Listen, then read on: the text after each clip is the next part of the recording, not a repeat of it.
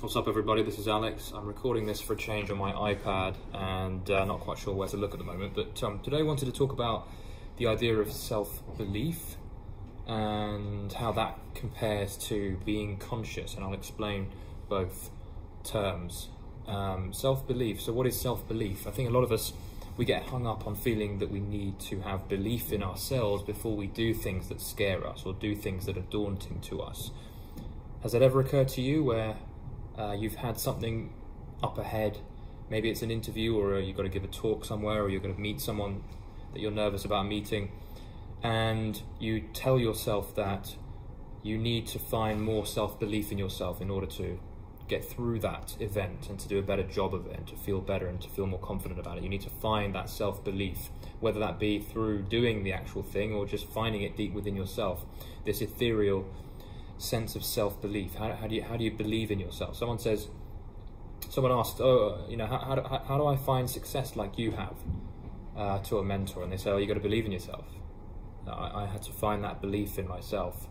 But actually I'm here to burst that bubble, because there isn't such a thing as belief in the sense that you probably think of it as. Really what belief is, what self-belief is a thought in your mind. It is an idea that you have in your mind that labels you in a certain way, and actually the way to take on challenges and to do things in life that might bring you nerves and might make you cautious is to actually see how self-belief is a myth, doesn't exist. It's simply a thought, a fleeting thought at that. It is a thought that we create in our minds. We can say that we have self-belief. We can also say that we don't have self-belief. It's just a thought, whereas in reality, what you have is you underneath all of those thoughts. And there's really a lot of beauty to be found in that idea. This is an idea that I found tremendous relief in, maybe about 5 years ago, when I came across, I think it was through the Power of Now book by Eckhart Tolle, when he really drove home the idea that my experience, my sense of confidence, my sense of self is in direct relation, or at least the negative experiences I have around myself and the anxiety and the worries and the doubts and things like that, that's all a direct response to the thoughts that I'm having in my head at that given moment. And what I realized was that when we remove the thoughts and we actually get present, which is the antidote to overthinking, by the way, is to focus on sensations, focus on using your sensations, your senses, to build awareness in everything around you, to build that consciousness. And what is consciousness? Consciousness is effectively the world around you without label, without thinking that we lay over it. You know, it's about seeing the world around us non-subjectively, right? Seeing things as is. That is consciousness. That's what we're seeing. We're more conscious when we're able to see things for what they really are, when we're able to be present with the things around us, the people around us, without labeling them as this and that, without labeling them as annoying, without putting an actual physical label on something and saying that's a bottle of water. It's just, I mean, it's a bottle of water, but it's also a kind of a plastic cylinder with a weird top on it. I mean, it's anything you want it to be. So consciousness is about having a label-free awareness of the things around you, including yourself. You don't have a label. A lot of us think that we have these personalities and these characters, and we have all these kind of labels that we put on ourselves and all these tests that we run through, and ultimately we're just who we are beneath the label. And that's really where true self-belief is going to come from. It's actually relinquishing the thinking you have about yourself and your surroundings and the people around you, and you know, you can put yourself into a fearful disposition by worrying about something that's coming up because you're labeling it in a certain way. You're creating the context that puts it in a fearful light. So for example, you've got this interview coming up. The reason you're scared about it isn't because the interview's coming. It's because you're making up fearful thoughts about the interview, and you're in that way being unconscious. Every time you get into your head too much, whenever you think too much, whenever you identify with thought too much, or you identify with thought at all, you are being unconscious. And I've realized this. It's an amazing sort of journey in discovering this. Whenever I've suffered, I've been unconscious. Whenever I have been in bliss and been in flow and been creative and really enjoying myself. I've been conscious versus unconscious. And so going back to the self-belief thing, this is just one of many tricks we play on ourselves. This is one of many labels we apply to ourselves that just confuse us and make things harder than they need to be. We say that we need to have self-belief before taking to the stage and being amazing in front of an audience. Now, yes, there is a difference between being conscious and being aware, being there, and being out of thought and being in the moment, and the value that you can bring to the audience in that environment versus actually gaining skills and practicing, and that's a different side of things. So practice and getting good at various things is obviously, that's about skill, that's about learning new things, and obviously you're going to learn faster by being conscious as you learn.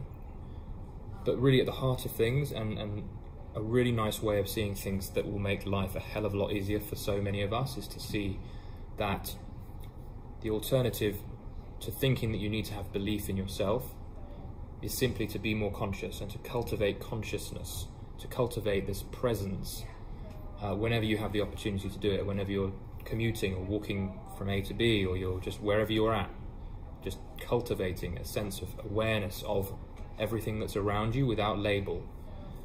And when you're in that mode, when you are conscious, you are out of thinking, you're not connected to the thought of you being inadequate, you're just there, you're just being, and you're just sort of feeling the emotion, the buzz, the beingness of who you are underneath all of that thinking. Even if it's fleeting, you can get better and better at this over time, and I'm getting there. I'm on that journey. I still get nervous, I still get very unconscious, I still get sweaty and sort of uptight and red-faced whenever I get nervous. It's still something I'm working on, but I now know that there is salvation in consciousness, in dropping moments when you are unconscious. So to put a lid on it and to actually look into the camera for a change, if you're worried about something coming up, or if you're worried about your place in the world, in any context, in any way, maybe you don't think you're good enough to do something, maybe you think that you're inadequate in some way, maybe you think that you're just not good at something, or you're just you get nervous about certain things. Rather than thinking that you need to increase your confidence, to increase your self-esteem, to increase your self-belief, drop all that and work on being conscious, because underneath the thinking, underneath the labels, is the most exciting, most exhilarated, most passionate, most connected, most alive version of you, i.e. it is the true you. The true you is sitting right with you right now, and they are sitting beneath all that thinking you have about yourself, all these self-images, all this stuff that we are told that we need to work on, all these things that we need to fix about ourselves. These are all just thoughts. It's just a mesh of thinking that needs to just be dropped, and you can do that through cultivation, through meditation, through presence walking. I'm going to write a book about doing conscious walking. Stay posted for that. But work on your consciousness. Work on and another word for consciousness is awareness, is presence, all that stuff. It's being aware of yourself, the world around you, as something that just doesn't have a label, doesn't have a story associated with it. We all have these stories associated with ourselves, and they don't need to be there. It just complicates things. We all have this story about our personality and who we were at school and how that's guiding who we are, and we can't change from that. We're, imprisoned for life in that meat basket of our body that has this personality associated with it. So think about yourself beneath the thinking, and that is all you need. That is the only place you need to be, is to find that presence again, to find that consciousness, and you'll have all the belief you need. You won't even need belief, because you'll be this alive, connected, spiritual person. See what that does for you. Work on that idea, cultivate that presence. Tell me how you are finding things. It's a journey that I'm joining you on as well, and really looking forward to hearing what you guys think about this idea. And if you want to hear more about this kind of stuff, this has been game-changing for me, and I'm not saying that lightly.